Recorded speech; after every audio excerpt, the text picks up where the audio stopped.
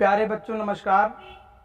आज मैं इस वीडियो में क्लास 10th के चैप्टर 1 प्रश्नावली 1.1 का क्वेश्चन नंबर 1 हल कराने वाला हूं।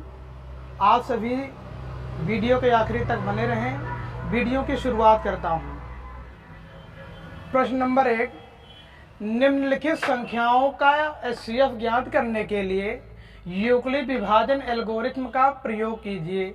आपका ये क्वेश्चन है और हमको यूक्लिड विभाजन एल्गोरिथम की सहायता से इसको क्या करना है, सरल करना है, यानी एचसीएफ निकालना है।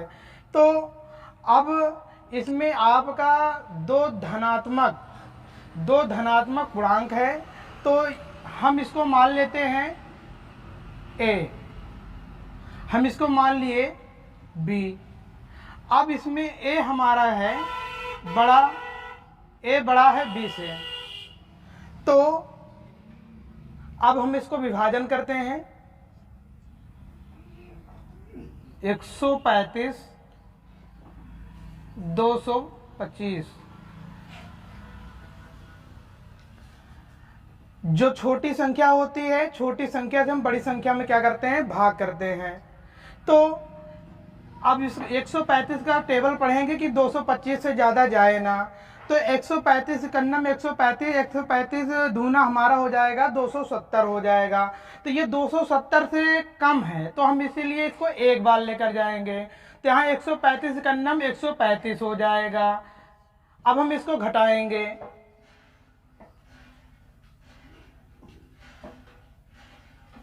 यहाँ पर घटाने पर शेषफल हमारा 90 आया। अब हम इस शेषफल से अब इसमें भाग करेंगे।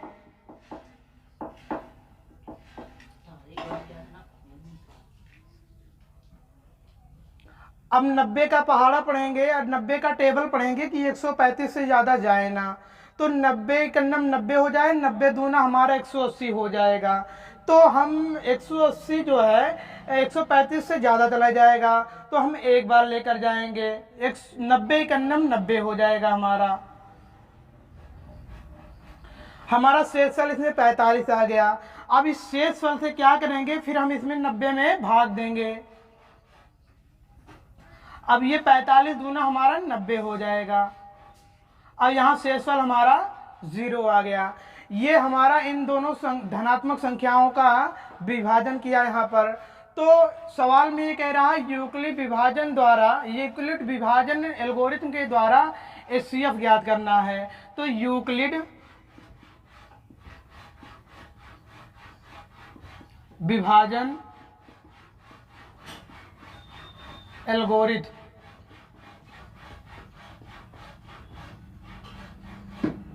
से यूक्लिड विभाजन प्रमेयिका आपकी होती है a बराबर बी क्यू प्लस आर होता है। तो इसी प्रमेयिका पर हम इसको जो है ये विभाजन क्रिया में विभाजन किया गया, इनको इसी पर हम रखेंगे। यहाँ पर ये हमारा a होता है, ये b होता है, ये q होता है और ये शेषफल हमारा r होता है। तो a हमारा यहाँ पर है 225 बराबर b का मान यहाँ पर है 135, q का मान यहाँ पर है 1, r का मान है यहाँ पर 90। अब दूसरे वाले में क्या होगा, दूसरा चरण, ये हमारा a बराबर 135, b बराबर हमारा 90 है, q हमारा 1 है, r हमारा 45 है। अब हम तीसरे चरण में चलेंगे। तीसरे चरण में a बराबर हमारा 90 दिया हुआ है, b बराबर हमारा 45 है और q का मान जो है 2 दिया हुआ है, शेषफल हमारा 0 है। तो हम इस वाली लाइन में जो b का मान जो होता है, इसमें जो सबसे छोटा होता है, इसमें जो सबसे छोटा है वो है 45। तो इसमें जो एचसीएफ होता है हमारा 45 हो जाएगा, इसमें एचसीएफ हमारा 45 हो जाएगा। तो इसको हम ऐसे लिखेंगे, एचसीएफ 135 और 225 का HCF हमारा 45 हो गया। यही हमारा आंसर हो जाएगा। ये तरीका, ये चरण में लिखा गया कला, ये चरणों में लिखा गया कला हमारा क्या कहलाएगा? एल्गोरिथम कहलाएगी। चरण 1, चरण 2, चरण 3, ये चरण में लिखने की जो विधि है वो हमारी एल्गोरिथम कहलाती है। तो यूक्लिड विभाजन एल्गोरिथम यहाँ पर हमने लगाया और हमने यहाँ पर HCF प्राप्त कर लिया। तो ये जो विभाजन विधि है, एग्जाम में चाहे ये लगाओ या ना लगाओ, अगर आप ये इतना लगा दे रहे हैं तब भी आपको जो है पूरा नंबर मिल जाएगा। लेकिन आपने ये लगाया और ये नहीं लगाया तो आपका नंबर कट सकता है। तो यहाँ पर ध्यान देने की वाली बात है, ये हमारा B है और यहाँ ये हमारा A है। तो B A को पूर्णतः जब विभाजित करेगी तो वही B हमारा क्या होता है? HCF होता है। तो अगला सवाल, अब हमारा जो है पहले में का दूसरा ऑप्शन जो है 196 और 38,220। तो ये अभी हमारा सवाल है, इसको विभाजन क्रिया से विभाजन करके इसको सरल करते हैं। पहले इसको विभाजन करेंगे तो अब ये हो जाएगा। इसमें हमारे दो धनात्मक पूर्णांक हैं, ये हमारा हो गया A और ये हो गया हमारा B, क्योंकि A हमेशा बड़ा होता है B से। तो अब हम भाग करेंगे 196,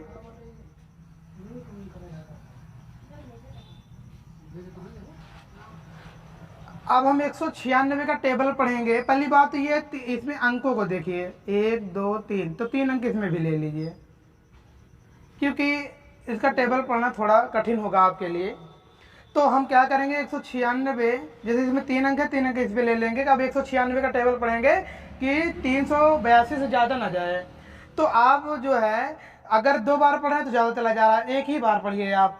196, 91, 196, 12 में से 6 घटाओगे, अब यहाँ पर घटाना होगा, 12 में से 6 घटाओगे तो आपका 6 आ जाएगा।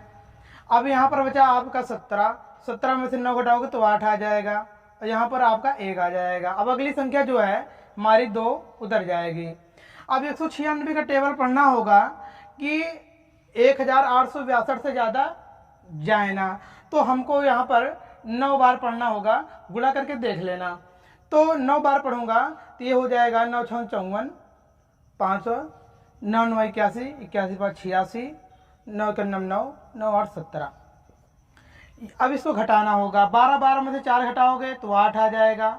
यहाँ 15 में से 6 घटाओगे 9 आ जाएगा। अब यहाँ पर आपका 0 हो जाएगा, लिखने की कोई ज़रूरत नहीं है। अगली संख्या हमारी उतर जाएगी 0। तो अब इसको 5 बार लेकर के जाएंगे, तो 5 बार लेकर जाएंगे तो आपका ये 980 आ जाएगा। अब यहाँ पर आपका जो शेषफल होगा वो हमारा 0 हो जाएगा। अब हम यूक्लिड विभाजन एल्गोरिथम के द्वारा इसको सॉल्व करते हैं। यूक्लिड विभाजन एल्गोरिथम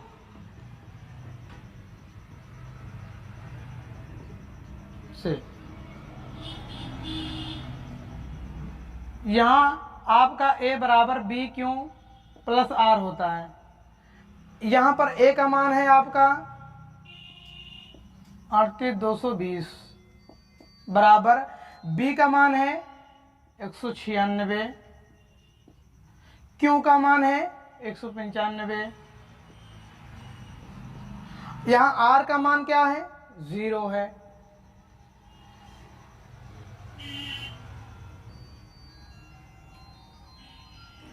तो हम जानते हैं अगर B A को पूर्णतः विभाजित कर दे, इससे शेषफल हमारा जब 0 आ जाए तो यही हमारा HCF होता है।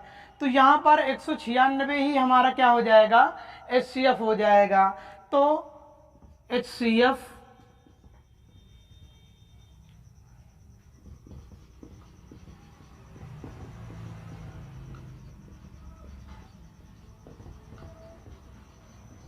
यही हमारा क्या हो जाएगा, आंसर हो जाएगा।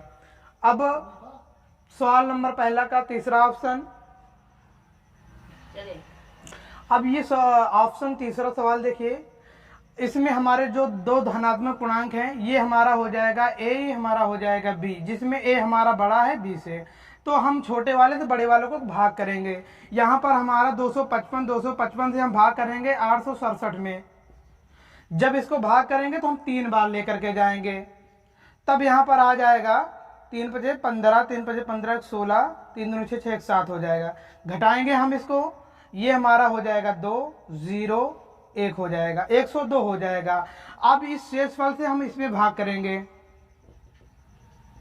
255, इसको हम जो है 2 बार लेकर के जाएंगे, ये हो जाएगा 2 दूनी 4 हो जाएगा, 0, 2 हो जाएगा। फिर हम घटाएंगे, 5 में से 4 घटा दो 1 आ गया, 5 ऐसे उतर जाएगा, 2 में से 2 घटाओगे 0, लिखने की कोई जरूरत नहीं है। अब हम इस शेषफल से जो है हम इसमें भाग करेंगे, हम 2 बार लेकर के जाएंगे, 51 दूना 102, यहाँ पर 0, 0 आ जाएगा। अब यूक्लिड विभाजन एल्गोरिथ्म पर रखेंगे हम इसको, तो ये प्रथम चरण, द्वितीय चरण, तृतीय चरण है। प्रथम चरण में ए हमारा है 8, 6, 7 इज इक्वल, अब यहां पर बी का मान हमारा है 255, क्यू का मान हमारा 3 है, आर का मान हमारा 102 है। अब दूसरे चरण में हम चलेंगे, ए का मान हमारा है 255, बी का मान हमारा 102, क्यू का मान है 2, आर का मान 51 है। तीसरे चरण में आ जाइए, ए का मान है 102, बी का मान है 51 और क्यू का मान है 2, शेषफल हमारा है 0। तो मैंने बताया आप यहाँ ये बी वाली लाइन देखना, बी के सीधे पर देखना, और यहाँ पर देखना जो सबसे छोटी होती है, छोटा अंक, छोटी संख्या होती है, वही हमारा एचसीएफ होता है। तो एचसीएफ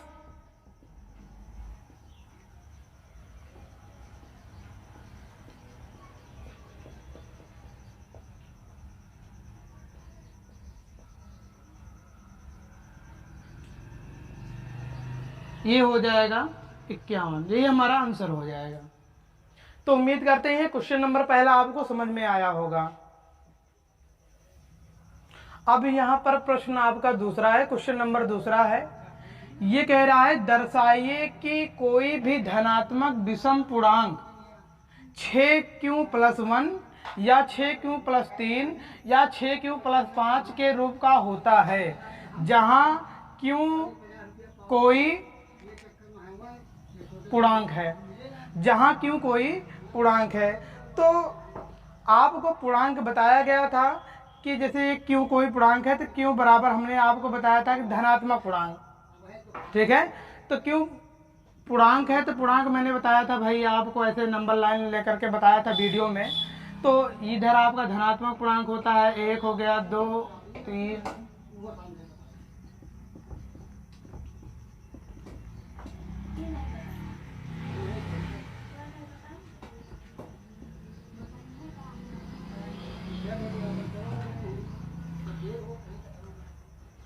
क्यों कोई पूर्णांक है।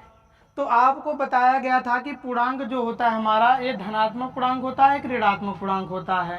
तो आपके किताब में धनात्मक पूर्णांक की बात कर रहा है, तो हम धनात्मक पूर्णांक लेंगे, ये वाला हम छोड़ देंगे। तो ये हमारा धनात्मक पूर्णांक है, लेकिन इस पूर्णांक में भी विषम की बात कर रहा है। विषम धनात्मक पूर्णांक कौन कौन से हैं? तो विषम की बात की जाए तो विषम ये है हमारा, विषम ये है और विषम ये है, ये हमारा विषम धनात्मक पूर्णांक है। तो आपको ये बताता चलूं कि यूक्लिड विभाजन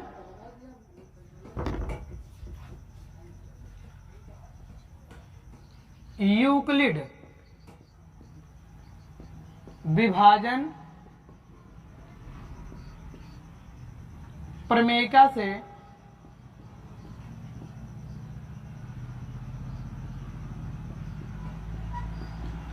यूक्लिड विभाजन प्रमेय हमारी क्या थी, a बराबर बी क्यू प्लस आर। यहाँ पर ज़रा ध्यान देना होगा कि यहाँ पर ये जो 6 है ये b के स्थान पर है, तो हमारा b बराबर इसमें कितना हो गया, 6 हो गया। यहाँ पर r 1 दिया है, 3 दिया है, 5 दिया है। तो हम जानते हैं कि जो b होता है हमेशा, b जो होता है हमेशा r से बड़ा होता है, r से बड़ा होता है। तो b हमारा है यहाँ पर 6 है, तो r का मान जो होगा या तो वो 0 होगा, 1 होगा, 2 होगा, 3 होगा, 4 होगा, 5 होगा। तो ये हमारा यहाँ पर b बड़ा है तो r का मान ये हो सकता है। तो r का मान, ये r का मान है, ये इतना r का मान है। तो हम इसको जो है यूक्लिड विभाजन के द्वारा इसको लगाने की कोशिश कर रहे हैं। यहाँ पर हम यूक्लिड विभाजन के द्वारा हम इसको लगाएंगे, चरण वाइज लगाएंगे, चरण के माध्यम से। तो यहाँ पर हमारा जो होगा प्रथम चरण जो होगा, यहाँ पर a बराबर, यहाँ पर b का मान क्या दिया है, 6 दिया है। क्यों हम ऐसे उतार लेंगे, r का मान एक बार हम क्या रखेंगे, 0 रख लिए। तो भाई ये 0 आप लगा भी सकते हो, हटा सकते हो। तो a बराबर हमारा हो जाएगा 6 क्यों। अब हम दूसरा चरण लगाएंगे। दूसरा चरण है हमारा a बराबर, b का मान है 6, क्यों हम ऐसे उतार लेंगे, r का मान है 1 रख लेंगे।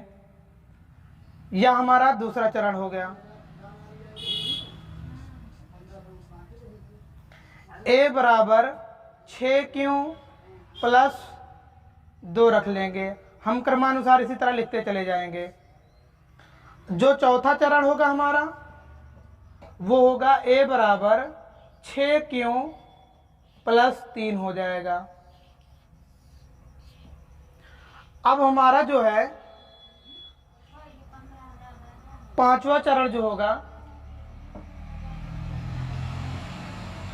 a बराबर 6 क्यों प्लस 4 हो जाएगा।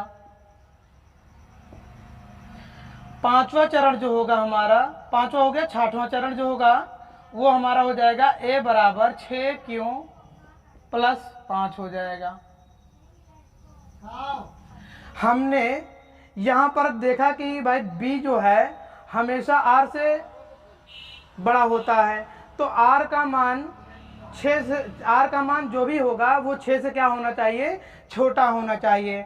तो मैंने r का मान और ये b का मान जो है यूक्लिड विभाजन प्रमेयिका पर रखने के बाद में इसमें मैंने 6 चरण का निर्माण किया है। अब 6 चरण में मैं छांटूंगा कि कौन सा सम धन पूर्णांक है और कौन सा विषम धन पूर्णांक है, हम इसमें छांटेंगे। चलिए अब इसको हम मिटा देते हैं।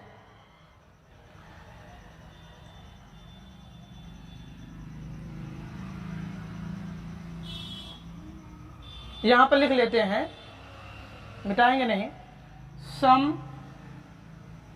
धन पूर्णांक। सम धन पूर्णांक कौन से होते हैं, यहाँ पर 0 था, यहाँ पर 0 था, ये हम जानते हैं ये 0 हमारे सम होता है, यानी सम में आता है, तो ये हमारा सम हो जाएगा। ये लास्ट में r का मान हमारा जो है सम है, इसलिए भी सम हो जाएगा और ये भी हमारा सम हो जाएगा, जिसमें से सम हमारा ये वाला होगा, ये वाला होगा, ये वाला होगा। अब कैसे होगा मैं यहाँ पर बताता हूँ आपको कि जो है कोई सम संख्या है, सम संख्या है, उसमें आप सम जोड़िए, सम संख्या जोड़िए, सम जोड़िए तो हमारा आंसर सम में ही आता है। तो जैसे यहाँ पर 6 आपका सम संख्या है, तो 0 जोड़ोगे तो आपका सम संख्या ही आएगा। तो यहाँ पर 6 हमारा सम संख्या है, तो 2 भी हमारा सम संख्या है, सम संख्या जोड़ोगे तो आंसर सम संख्या ही आएगा। यहाँ पर इसकी बात की जाए तो 6 हमारा सम है और यहाँ पर 4 भी हमारा सम है, तो दोनों को जोड़ेंगे तो सम संख्या ही आएगा। यहाँ पर ध्यान देना, सम सम जोड़ेंगे तो हमारा उत्तर सम आएगा। अगर सम संख्या में, सम में विषम जोड़ेंगे विषम संख्या जोड़ेंगे तो हमारा विषम आएगा। कैसे? यहाँ पर 6 हमारा सम है, 6 हमारा सम है, 1 हमारा विषम है, तो जो भी आंसर आएगा हमारा वो विषम ही आएगा। इसलिए हम इसे कहेंगे विषम है, विषम धन पूर्णांक है। विषम धन पूर्णांक ये है और ये है, तो हम यहाँ लिख लेंगे सम धन पूर्णांक हमारा हो जाएगा 6q, 6q प्लस 2 हो जाएगा। ये 6q प्लस हमारा हो जाएगा 4 हो जाएगा। विषम धन पूर्णांक हमारा